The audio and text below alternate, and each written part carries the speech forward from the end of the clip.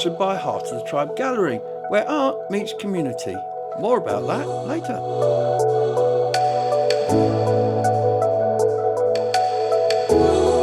Who else can we start with other than Mr. Julian Clark himself? Hi Julian. Hey Gabriel. How are you? Yeah, I'm real good. How are you? Oh, wonderful. Sitting in this garden, what else could we be? It's wonderful. Ladies and gentlemen, the matching T-shirts are available at the reception, and they're rather excellent. We'll be talking about that later. So Julian, amazing question. You wake up one morning and think, I'm going to open a gallery. Most people don't do that. How did that come about? Is it just something you've been thinking about for a long, long time, or is it just a good idea one morning? It's something I put some thought into, and I guess it came down to two factors. I mean, from the sort of spiritual side of it, I wanted to create a business that felt spiritually good, and I wanted to do that according to spiritual needs, which I see as being inspiration, connection, and healing. So I wanted something which would cultivate that. And an art gallery, I felt that was something that the town really needs, because there's a lot of local talent around here. And I don't feel like the art scene had good enough representation. So I felt like it was sort of a gap in the market, or a gap in the culture, you could call it. Yeah,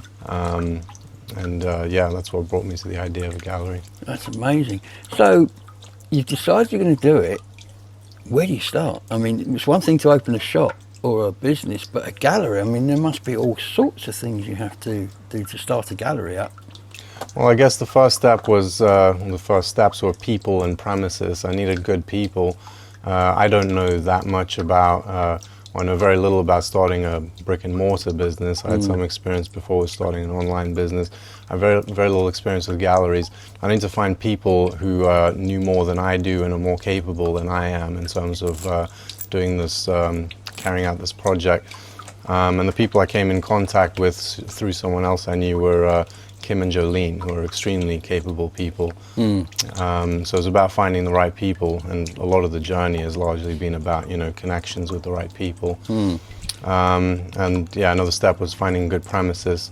I ended up going to an auction to buy this property, and I like the property. I mean, it's quite narrow, but it's also very long. And I mean, the whole time I had sort of the idea of the brand itself being a kind of journey, and the building lends itself nicely to the idea of a journey through the long, narrow building to the back.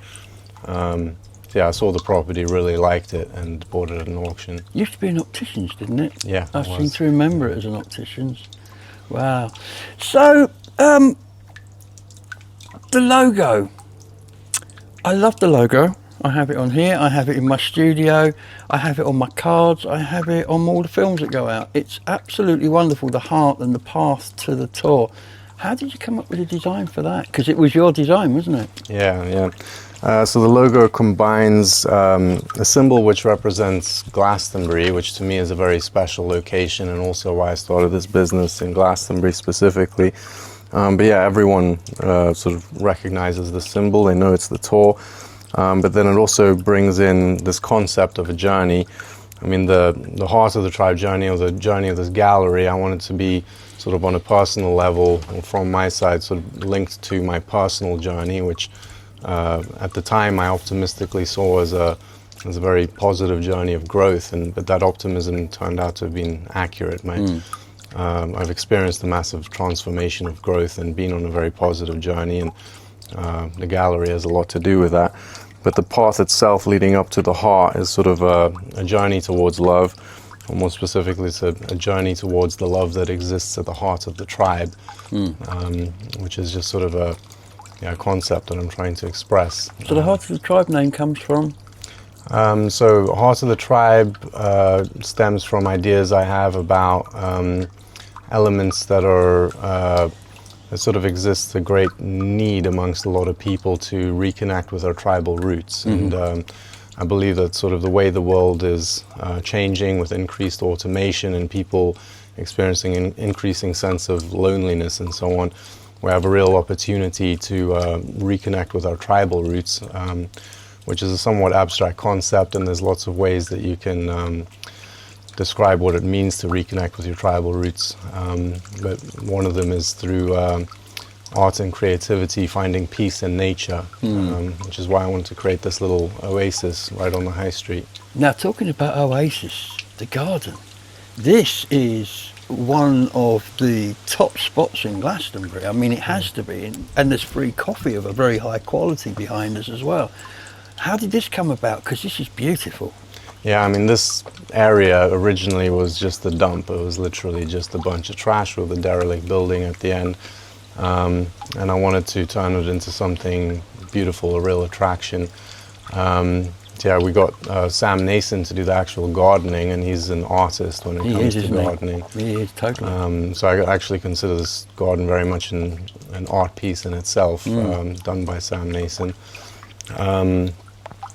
Yeah, and I wanted, well, the garden is one of our main attractions. The number of people that, when they come out the gallery, you know, it's the first visit, they come out and they talk about the garden. It's, you know, it's almost half our customers that, you know, come out and talk about their amazement at this space. I've also heard people talk about how they're appreciative because they had a real moment of peace here. Yeah, and I feel like it's a healing space. I find it quite healing to be out here.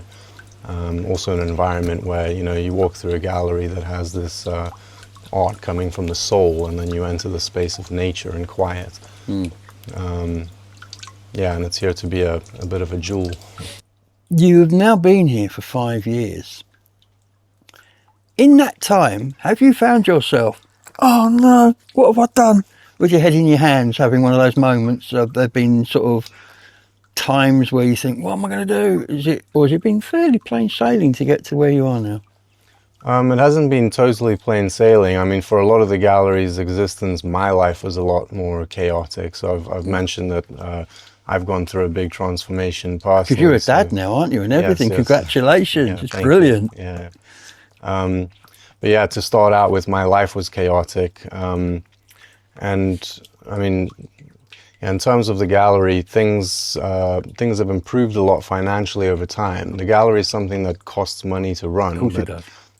In the beginning, there were times where it cost an unsustainable amount of money. So it was always sort of a question for me: is this something that I'm able to actually sustain in the long term or indefinitely, or is it something that I'm going to invest a load of money into, which then later I have to close anyway, which would have been very sad. That would have been horrible. Yeah.